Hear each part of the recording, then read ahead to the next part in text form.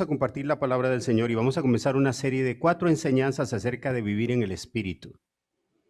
Y vamos a hablar de un capítulo que es crucial para hablar del tema de vivir en el Espíritu, como es Romanos capítulo 8.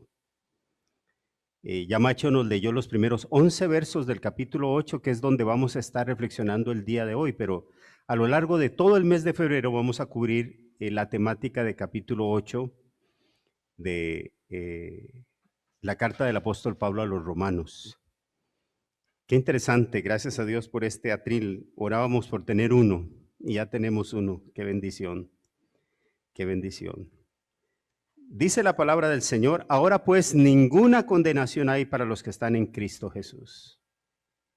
Yo no sé qué siente usted cuando escucha esas palabras, pero no tener condenación, ¡wow! Eso es impresionante.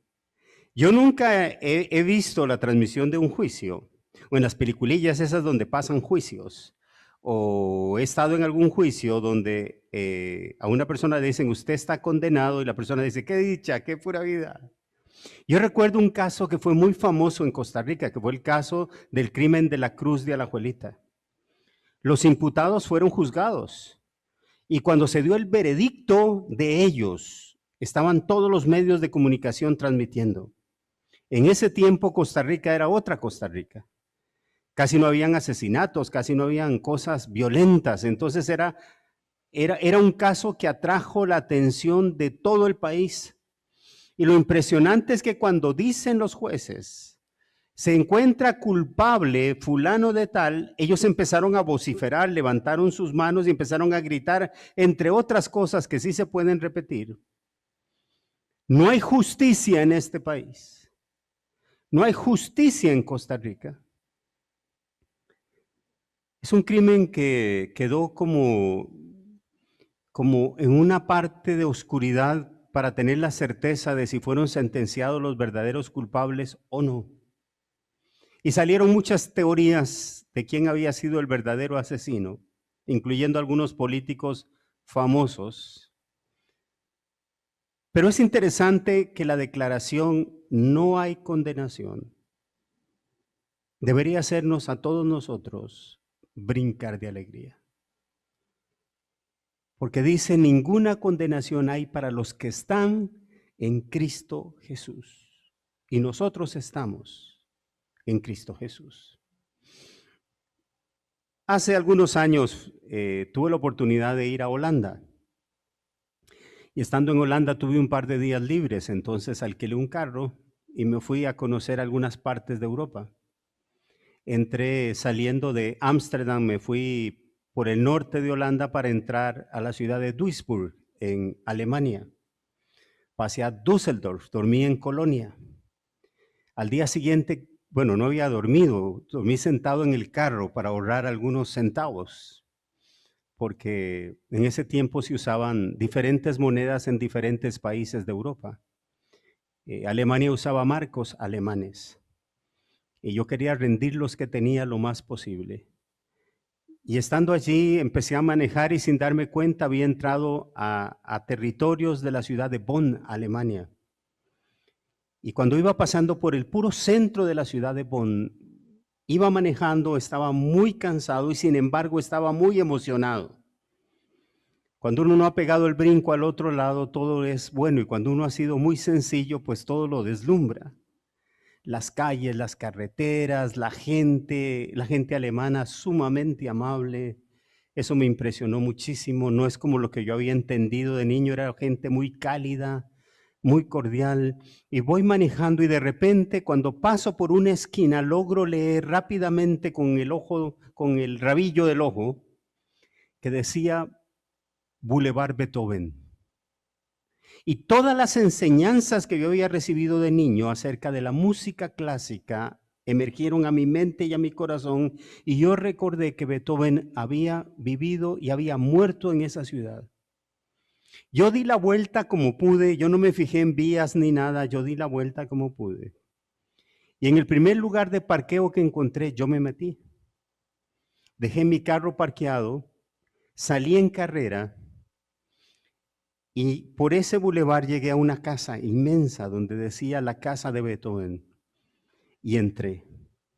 Estuve adentro como un par de horas, extasiado, viendo los audífonos que usó Beethoven, que eran básicamente como regaderas metálicas para poder escuchar. Vi sus violines, su piano, sus anteojos, y cuando subí al ático donde él había muerto, que era un lugar pequeño, húmedo, yo empecé a llorar. Un genio de la música había muerto en el silencio de esa habitación, ciego, sordo y sin compañía. Y yo lloré mucho y salí llorando de ese lugar. No era el tiempo de ahora, jóvenes, en los que uno toma fotos con su celular. No habían celulares. Uno andaba una cámara que tenía 36 fotos para todo el viaje y había que rendirlas. Pero en la casa de Beethoven se merecía un par de fotos y me las tomé. Pero les cuento esta historia no para rajar que hice ese viaje, sino porque cuando llegué a mi carro me di cuenta que tenía un parte pegado en el vidrio. Estaba metido en una bolsa de plástico con la bandera alemana al frente y prensado por las escobillas del carro. Y yo dije, qué torta me jalé. Venir aquí para quebrar la ley, qué torta. En eso me percaté que yo me había parqueado en una zona preferencial para personas con discapacidad y ni cuenta me di. Es más, yo no vi si habían símbolos o nada, yo solo me parqué. Yo quería conocer la casa de Beethoven. Agarré el sobre temblando, yo dije, qué torta, ¿de cuánto será la multa que me gané? Abrí el sobre y adentro había prácticamente un folleto escrito en varios idiomas, así que yo busqué el que me es más fácil, que es el español, y empecé a leer y decía cosas como estas. Es más, yo guardé ese parte por muchos años, porque el parte decía, bienvenido a la ciudad de Bonn, usted ha infringido la ley. Cualquier ciudadano alemán que hubiera hecho lo mismo que usted sería merecedor de X cantidad de marcos alemanes que tendría que pagar. Pero queremos que su estancia sea grata. Esperamos que no vuelva esto a ocurrir. Le deseamos una feliz estancia, buen viaje a la ciudad donde usted vaya. ¿Sabe cómo se llama eso? Haber quebrado la ley y ser declarado inocente. Eso no puede ser posible. Pero en Cristo Jesús, los que estamos en Cristo, la palabra que recibimos de gracia de parte de Dios por estar en Cristo es: ninguna condenación hay para los que están en Cristo Jesús. Esto no significa que los que estamos en Cristo Jesús somos mejores personas que los que no están en Cristo. Nosotros también fallamos. Nosotros también nos equivocamos, pero la gracia de Dios a través de la obra de Jesús nos ha declarado justos ante Dios.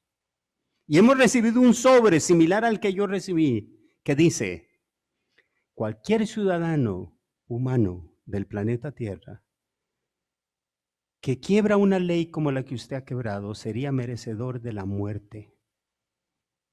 Pero usted pertenece a otro reino. Usted pertenece al reino de Dios y Cristo Jesús ya pagó por usted. Yo no sé si usted se emociona con eso, pero yo me emociono profundamente. Dice la palabra del Señor en el Evangelio de Juan, capítulo 3, verso 18, que el que cree en el Hijo ya fue justificado, pero el que no cree en el Hijo ya fue condenado. De manera que lo que nos hace a nosotros, inocentes ante Dios, justificados ante Dios, o que las palabras que Pablo esté diciendo sean aplicables a nosotros, es un acto de fe. Este verso que yo acabo de citar, Juan capítulo 3, verso 18, es parte del relato del encuentro de Jesús con Nicodemo, en el cual Jesús le dice a Nicodemo: porque de tal manera amó Dios al mundo, que ha dado a su Hijo unigénito, para que todo aquel que en Él cree no se pierda, mas tenga vida eterna. Porque en Él cree, los que creen en Él ya han sido justificados. Pero los que no creen en Él, los que no creen en su nombre, ya están en condenación. Así que hay mucha gente en este mundo que uno la ve caminando por todos lados, que uno la ve conduciéndose y haciendo una vida, entre comillas, normal, y está condenada. Excepto que antes de que mueran, tomen una decisión por volverse a Cristo, su destino eterno ya está decidido, condenación. Pero para cada uno de nosotros que hemos creído en Cristo Jesús, hay un veredicto de Dios que ya ha sido dado y no depende de nosotros. Hay algo que es importante cuando uno reflexiona en este capítulo 8. Hay que recordar quién lo escribió. Esto lo escribió un judío de nombre Pablo. Y lo interesante es que Pablo en el capítulo 5, 6 y 7 de Romanos ha abierto su corazón como judío creyente en Cristo. Él dice, el problema que tenemos los que nacimos en la comunidad judía es que nosotros hemos intentado agradar a Dios por medio de un vehículo que es sumamente difícil de lograrlo. Es más, es prácticamente imposible. Es más, dice Pablo, ¡ay de mí! ¿Quién me librará de esta crisis que yo tengo? Porque lo que quiero hacer, no lo puedo hacer. Y lo que aborrezco es lo que termino haciendo. Y algo que me dice a mí la ley es que soy pecador. Yo descubro que soy pecador por la ley. Y hermanos, nosotros también. Les voy a poner ejemplos prácticos. Todos los que de ustedes manejan, los que están acá y los que están en casa. Cuando uno llega a una esquina que no tiene un alto, ni tiene un seda, significa que uno puede seguir de largo. ¿Sí o no? ¿Estamos de acuerdo? ¿Choferes? Sí. Okay. Esto quiere decir que si de la noche a la mañana en la esquina ponen una señal de alto, no un chiquillo haciendo una broma, sino el Ministerio de Obras Públicas y Transportes y Seguridad Vial decidió que a partir de ahora en esa esquina yo tengo que hacer el alto, ¿qué pasa si yo estoy acostumbrado a seguir recto? Antes no había señal, no había infracción. Ahora hay señal, si yo sigo recto, ¿qué sucede? Quiebro la ley. Pablo decía, ¿sabe para qué me ha servido a mí la ley? Para descubrir mi pecado.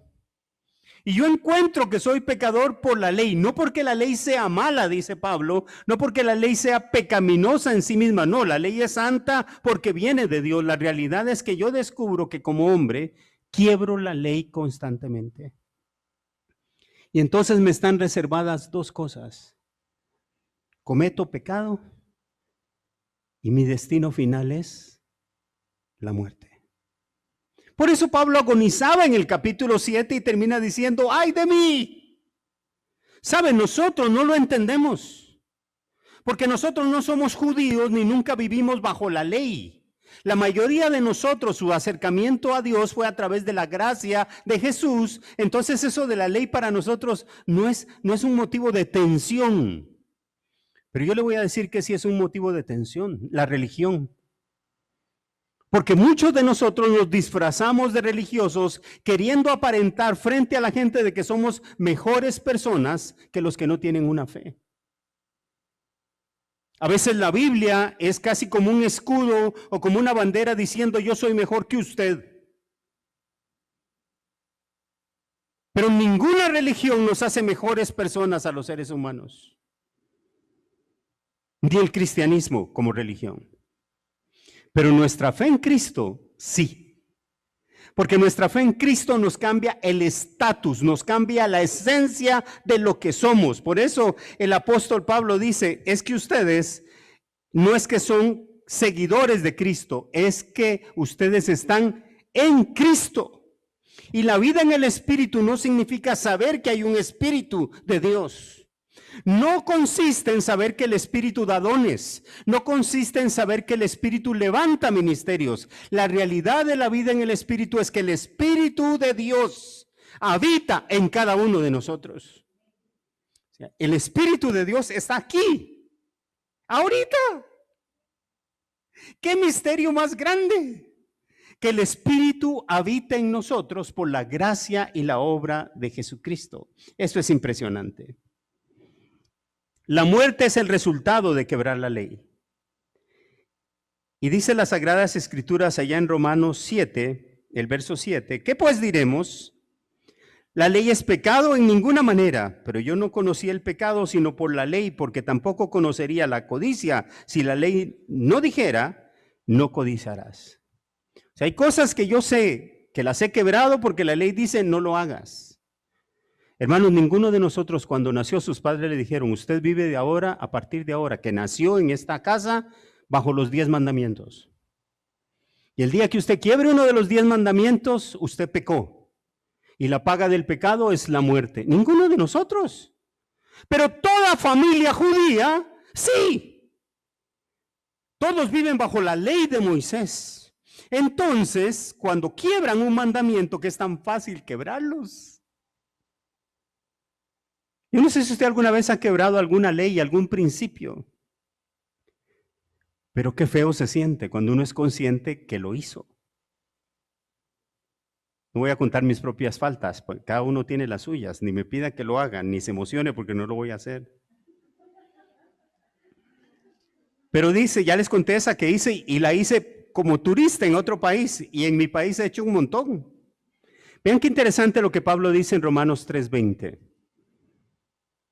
Ya que por las obras de la ley ningún ser humano será justificado delante de Dios, porque por medio de la ley lo que conocemos es el conocimiento del pecado.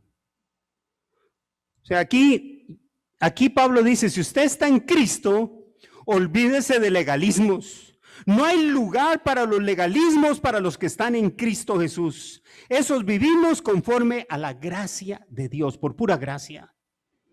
Vamos a fallar, eso no es una invitación a que lo hagamos, pero es la realidad, vamos a fallar. Pero no nos podemos hundir porque eso no es lo que nos justifica, es la gracia de Dios. Y el Espíritu Santo no está yendo y viniendo, yendo y viniendo, yendo y viniendo. A mí me llama la atención cómo hay gente que dice, es que la salvación se pierde. ¿Y cuándo se retoma si se perdió? Enséñeme usted en la Biblia en qué parte uno puede encontrar que la salvación se puede estar perdiendo y reencontrando, perdiendo y reencontrando, perdiendo y reencontrando. Si el Espíritu que mora en nosotros nos llama a santidad, pero el Espíritu que mora en nosotros se contrita, se hace un puñito, se pone triste cuando nosotros quebramos un principio de Dios. Pero también tiene la función de convencernos de pecado, de justicia y de juicio.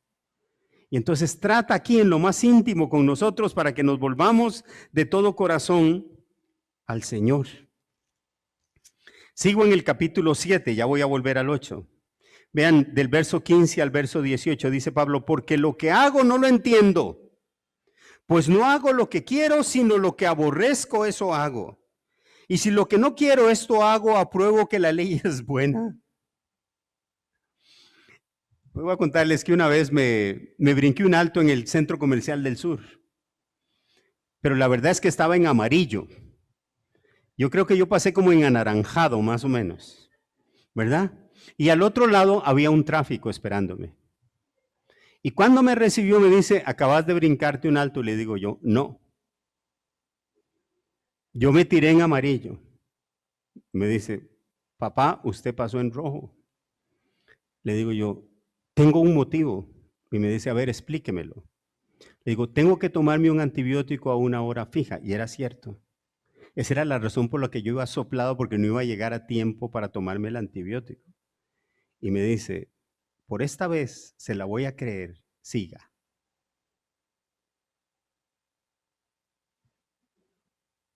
Qué feo se siente haber quebrado una ley. Lo que uno no quiere hacer, lo hace. Y dice el apóstol Pablo, y yo sé que en mí, esto es en mi carne, no mora el bien, porque el querer el bien no está en mí. Digo, porque el querer el bien está en mí, pero no el hacerlo. Esa es la gran lucha de todos los seres humanos. ¿Cuántos queremos portarnos bien un día y le decimos, Señor, te prometo que hoy me voy a portar bien? ¿Sabe? El Señor no le gusta que uno le haga promesas. Dice el libro de Eclesiastés, cuando vayas a la casa de Dios, guarda tu pie y sean pocas tus palabras. porque Él está en el cielo y tú estás en la tierra. Así que no prometas nada, porque cuando prometes, Dios espera que tú cumplas. Pero muchos de nosotros le hemos dicho, Señor, te prometo que nunca más, y rácatelas, a los 3 días igual. Y llega uno ahí y le dice al Señor, Señor, aquí vengo otra vez, bla, bla, bla. Y una vez escuché una ilustración muy linda. Cuando el ser humano llega a la presencia de Dios y le dice, Señor, aquí vengo otra vez. Es la 4ª vez que hice esto, Señor. Yo te había prometido no volver a hacerlo, Señor, perdóname. Y dice que el Señor contesta, ¿de qué me estás hablando? Señor, que es la 4ª vez que yo me dice, no me acuerdo de las otras 3. Porque cuando yo perdono un pecado, lo borro del historial de la persona. No hay archivos guardados en el corazón de Dios. Alguien tiene que alegrarse por esto. Hermanos, alguien tiene que gozarse en esto. Ahora sí vamos al capítulo 8, porque entonces Pablo dice, los que estamos en Cristo no tenemos condenación. Pero es que la ley sigue vigente. Entonces, ¿cómo es que la ley puede explicar que ahora haya un grupo dentro del planeta Tierra que sin guardar la ley son declarados inocentes ante Dios? Y Pablo dice, la clave está en entender la obra de Jesús. Porque Dios se hizo hombre y en semejanza de hombre entró al terreno del pecado. Jesús vivió con la posibilidad de pecar. Todo el tiempo, desde que nació hasta que entregó su vida en una cruz. Voy a repetir eso. Jesús no vino a aparentar que era un ser humano. Jesús vino a ser un ser humano más. Él nació sin naturaleza caída. Se lo voy a explicar rápidamente porque alguna gente no lo entiende. El pecado original es heredado. No hay ser humano que nazca de hombre y mujer que no nazca con pecado original. ¿Eso qué significa? Que tiene una naturaleza caída que lo va a hacer propenso a pecar todos los días de su vida. El único hombre que existió en la tierra sin naturaleza caída fue Adán hasta que pecó. Para que se repitiera la posibilidad de que alguien sin pecado se ofreciera como sacrificio en la cruz y tuviera un nuevo comienzo la humanidad, tenía que nacer un hombre sin pecado original. ¿Cómo se logra esto? Para los estudiosos de las ciencias, síntesis de proteínas. El momento de la concepción. La mujer aporta la mitad de un ramal de ADN y el hombre aporta la otra mitad. Y se hace la síntesis de proteína y un nuevo código genético se ha formado y un nuevo ser humano nacerá. Pero como quien aportó el gene masculino tiene naturaleza caída y quien aportó la parte femenina tiene naturaleza caída, el resultado es un nuevo ser con naturaleza caída. ¿Me siguen? Vamos bien. No los estoy enredando mucho. María halló gracia ante los ojos de Dios. Y ella llegó a decir, he aquí la sierva del Señor. Qué emocionante momento. Dice, hágase conmigo conforme a tu palabra.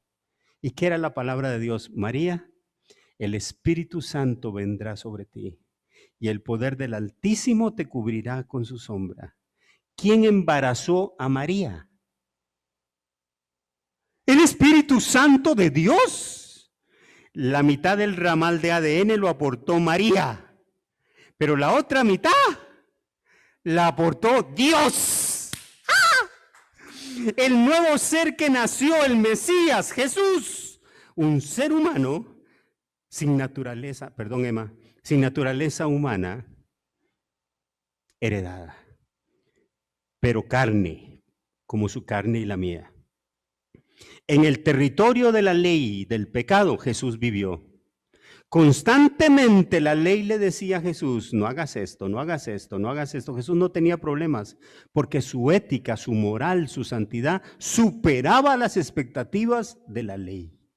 ¿Está conmigo? Jesús caminaba frente a un enemigo y él no decía como los otros judíos, amarás a los judíos y odiarás a los que no son judíos. Jesús decía, amarás a los judíos y amarás a tu enemigo también. Jesús siempre iba por sobre la ley y muere en la cruz del Calvario venciendo la ley del pecado y de la muerte. Y por eso dice Pablo, en semejanza de carne, con relación a ese vínculo con la posibilidad de pecar, allí Él condenó, dice, al pecado en la carne. Cuando Cristo Jesús muere en la cruz del Calvario, le demuestra a la ley que sí se podía, pero que a partir de Él, la ley ya no será lo más importante, sino la gracia que emana de la cruz y que se apropia uno a través de un acto de fe, creyendo que esa obra de la cruz es suficiente para perdonar nuestros pecados y limpiar todas nuestras faltas. Por eso es que el apóstol Pablo dice: ninguna condenación hay para los que están en Cristo Jesús. Y esa es gente que actúa diferente. Usted puede ser muy malo. Yo me sospecho que algunos de ustedes son medio malos. Nadie sonrió por lo que dije, pero es la verdad. ¿Saben por qué yo lo sé? Porque yo también lo soy, igual que ustedes. Hay días donde yo siento que ando flotando en las nubes y hay días que siento que ando como debajo de las raíces, explorando el subterráneo del mundo. Hay días donde yo siento que mis oraciones traspasan hasta el tercer cielo. Hay días que yo siento que mis oraciones cuesta que salgan a mi boca siquiera. Esa crisis humana que tenemos. Pero el apóstol Pablo que sabe muy bien eso, dice, ¿sabe una cosa? Los que son de la carne piensan en las cosas de la carne, pero los que son del Espíritu piensan en las cosas del Espíritu. Usted tal vez no sea muy buena persona, así como que pase 100 puntos todos los días. ¿Y qué? Ninguna condenación hay para los que están en Cristo Jesús. No es por nuestra conducta de cada día, es por la gracia y la misericordia de Dios. Alguien diga amén por eso. Es un regalo. Hermanos, es como quitarse un fardo que uno lleva aquí. Ay, yo quiero agradar a Dios, fallé. Ay, quiero agradar a Dios, fallé. Tire eso a la basura. ¡Puf! Cristo pagó el precio. Usted es libre en Cristo. Pero ¿sabe dónde se revela que la obra del Espíritu está siendo real en nosotros?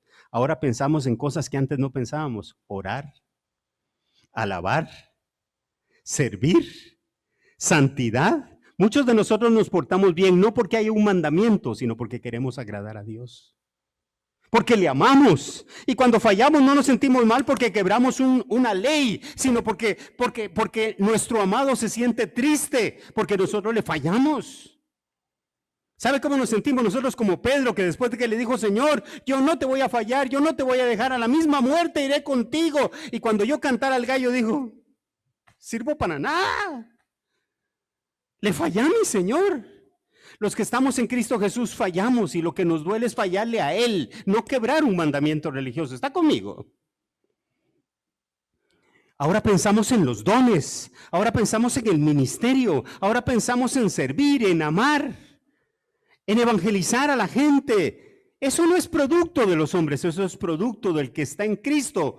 Vive de acuerdo a lo que el Espíritu quiere hacer para Cristo.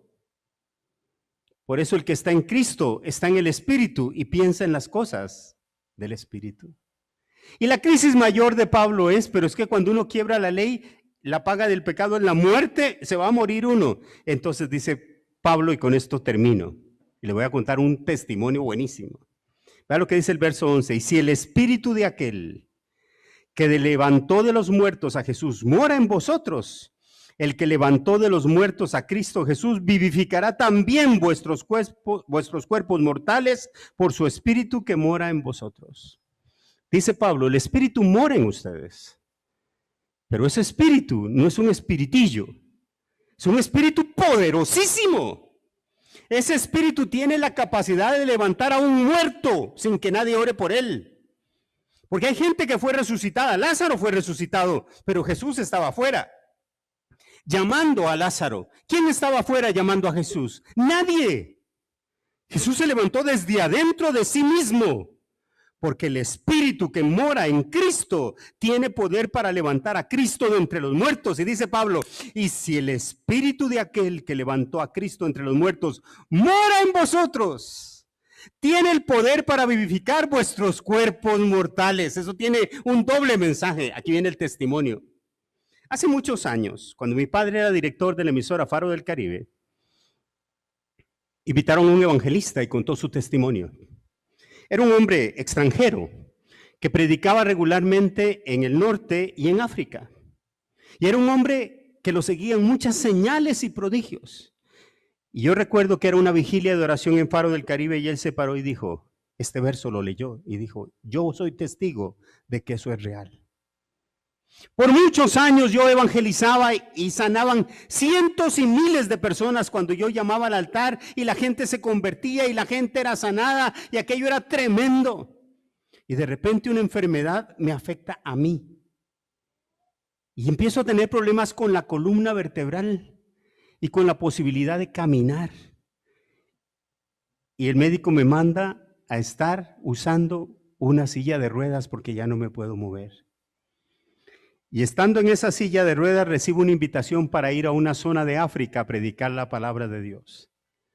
Y yo empecé a llorar y a pelearme con Dios y a decirle, ¿cómo voy a ir yo a predicar una campaña de milagros si yo estoy sentado en una silla de ruedas? Después de haber estado de pie, ahora estoy en una silla de ruedas. ¿Quién va a creerle a un hombre que tiene ese testimonio? Y empezó a pelear con Dios y el Espíritu de Dios le habló y le dice, ve. No voy. Y el Espíritu de Dios le dice, ve. Y él dice, no voy. Qué vergüenza cuando me vean llegar en el avión en silla de ruedas, la gente va a decir, nadie va a ir a esa campaña. Y el Espíritu le dice, ve. Y él manda un correo, eran otros tiempos, manda un correo que dice, yo puedo ir a predicar a esa campaña, pero quiero que sepan que estoy en una silla de ruedas. Y no sé si ustedes quieren que yo ministre milagros porque yo estoy en una silla de ruedas. Y los hermanos de África le dijeron, sabemos el Dios que usted predica y lo que él puede hacer. Por favor, venga. Y él llegó a la campaña.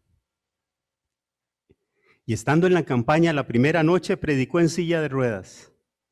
Y no se atrevió a ser llamado al altar para sanidad. Esa noche el Espíritu de Dios trató con él muy fuertemente. Y al día siguiente su verso fue Romanos 8:11. Y si el Espíritu de aquel que levantó a Cristo entre los muertos habita en ustedes, puede también vivificar vuestros cuerpos mortales. Y ahí sentado en su silla de ruedas, él empezó a predicar.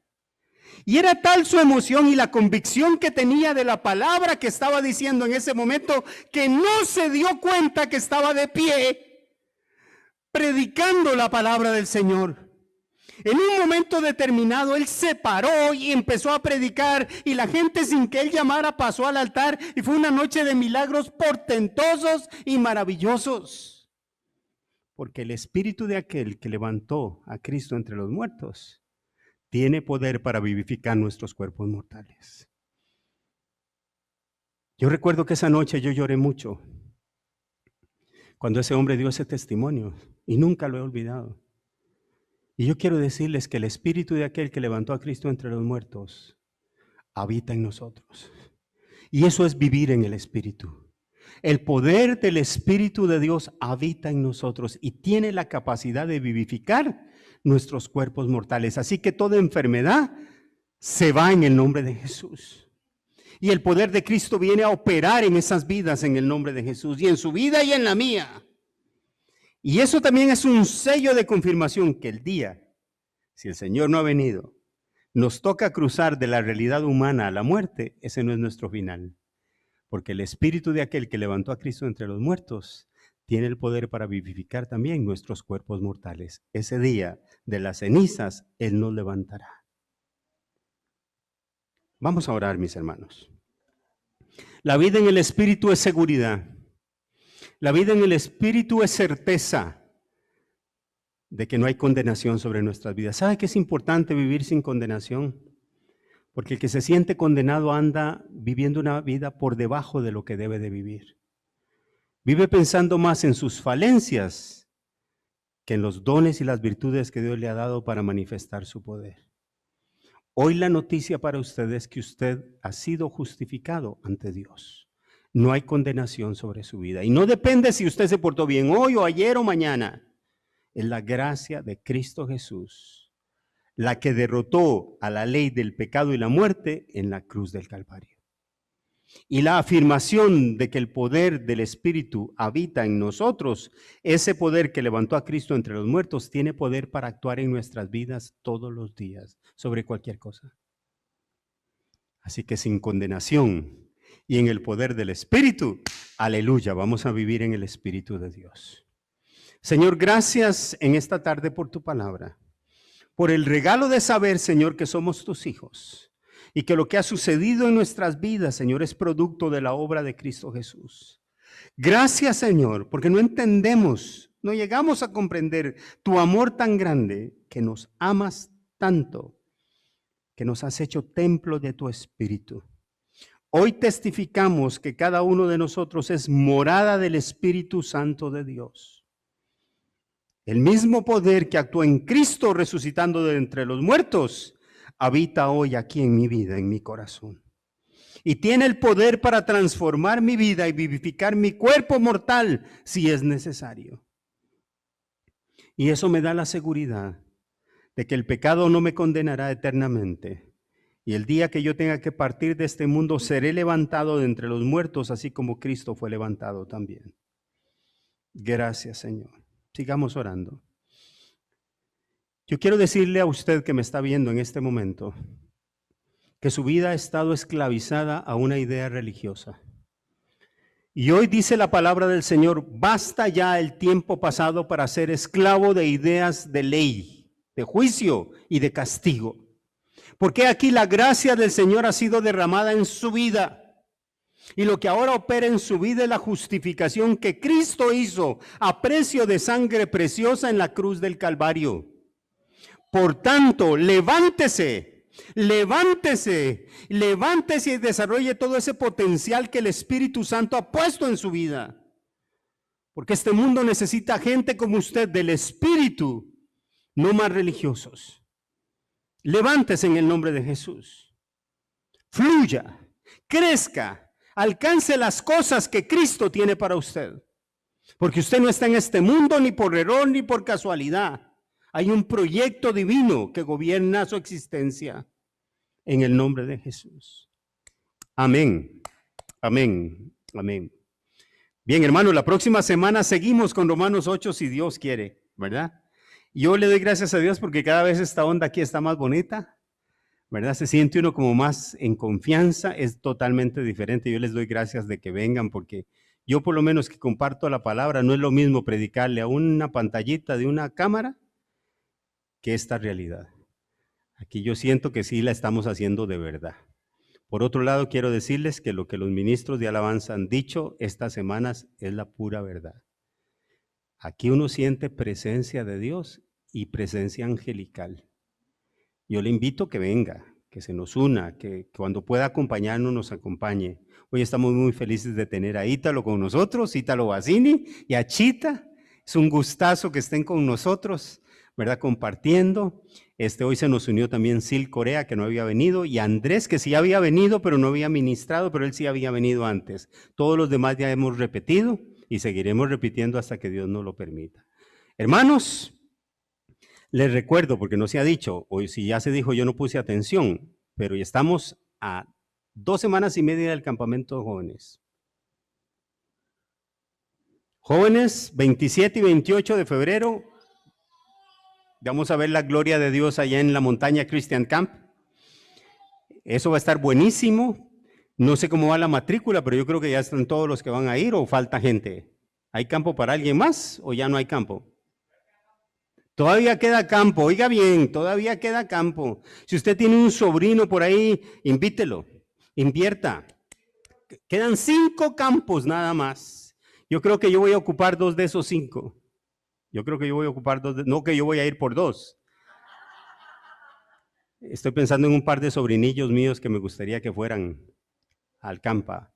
Voy a decir sus nombres para atarlos al espíritu. Isma y Anthony, me gustaría que fueran. Voy a hablar con doña Ruth a ver si lo podemos hacer para que vayan. Pero yo les invito, vale la pena. El tema es transformados, que por cierto está en Romanos capítulo 12, verso 2. Si usted ha estado siguiendo la onda de la vida en el Espíritu, los jóvenes la van a terminar, pero gloriosa allá en el campamento. Va a haber un tiempo de alabanza precioso, hasta doctora van a tener ahí de planta los chicos, así que por cuestiones de salud no se preocupe, doctora y de lujo, sí. No voy a decir que es Marian Arias, pero ella es, ¿verdad? Pero nada más para que lo sepan, por si creen que yo estaba bateando. No, Marian como doctora va a estar en el campamento, pero Marian no solamente es doctora, ella es una mujer del Espíritu, y es una sierva del Señor, una líder, ella va a ir a trabajar allá y va a estar lista, por si hay que operar a alguien, cualquier cosa, estamos listos, bisturís y todo. No es cierto, es una broma, papás, no se asusten, estoy vacilando, no. El protocolo es diferente. Dios me los bendiga a todos. Nos vemos la próxima semana, si Dios quiere. Antes de terminar, quiero hacer una oración, ya que este es el último fin de semana de vacaciones. El lunes todos entramos a clases, colegios públicos y privados ya, todos en una jornada bimodal o híbrida, depende cómo le quiera llamar quien lo diga, pero algunos chicos estarán en las aulas con mascarilla y medidas de protocolo. Yo doy gracias a Dios, yo no sé si usted se ha dado cuenta, pero los casos en Costa Rica vienen para abajo, como el bailecillo ese, para igual. Los casos vienen para abajo, ¿verdad? Y creemos que con la apertura de ninguna condenación hay para los que están en Cristo. ¿Me hicieron una cara por lo del bailecito? ¿Qué cosas? Seguro que a usted no le gusta. Bueno, es otra historia, ¿verdad? Vamos a estar orando por los chicos estudiantes de preescolar, primaria y secundaria, universidad, por docentes, profesores, maestros y maestras. Tenemos un buen grupo en la comunidad y además por todo el país. Que Dios guarde a los transportistas que tienen una gran responsabilidad, la gente que suple la comida en los colegios y escuelas donde va a estar tan limitado y tan complicado eso. Estemos orando por todos ellos. Así que voy a pedirles que se pongan de pie, ustedes que están aquí, usted en su casa, piense en la gente que empieza el ciclo escolar el lunes, oremos. Señor, en el nombre de Jesús presentamos el inicio del ciclo escolar en Costa Rica. Señor, hay naciones que han abierto y han tenido que cerrar. Nosotros oramos, Señor, en el nombre de Jesús, para que este inicio marque un cambio en la sociedad costarricense, que podamos lograr exitosamente, Señor, cumplir los protocolos que guarden la salud de niños, de jóvenes y de adultos.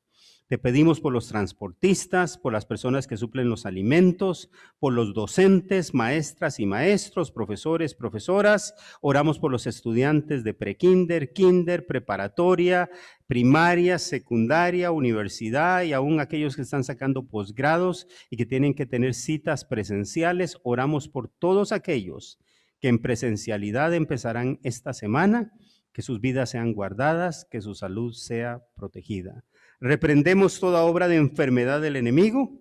Señor, creemos lo que hemos predicado, que el poder de aquel que levantó a Cristo entre los muertos, el Espíritu poderoso de Dios, habita en nosotros y tiene el poder, Señor, para guardar nuestras vidas en sanidad. En el nombre de Jesús. Amén.